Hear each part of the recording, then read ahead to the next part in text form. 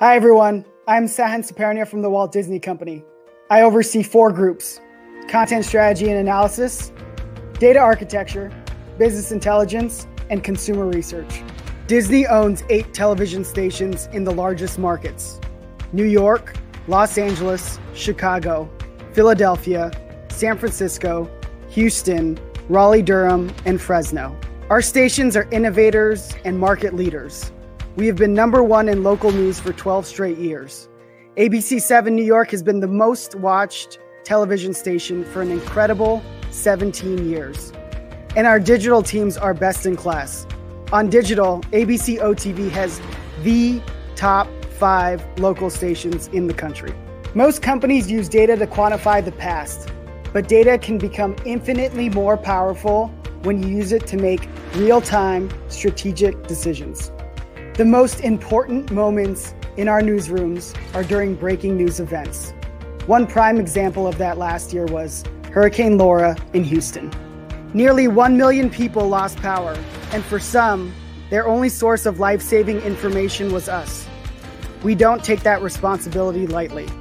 So our data journalism team used a real-time feed of big data from the NOAA to create a critical hurricane tracker that provided data down to the street level. For our newsrooms, our mission is always to inform, serve, and reflect our audiences, and this did all 3. The application we're building with MicroStrategy has one very simple goal: to use real-time data to make very difficult decisions in the newsroom. There are 3 sections to the application. Across the top, we have an executive summary built for our senior leaders to see a quick snapshot of how we're performing versus our goals. The middle section highlights what stories are currently trending in the last 15 minutes, in the last hour, and over the last day. And the bottom section is a very detailed table of metrics for each of our stories.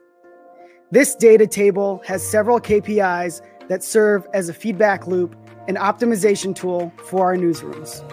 It helps answer 3 simple questions: what worked, what didn't, and why.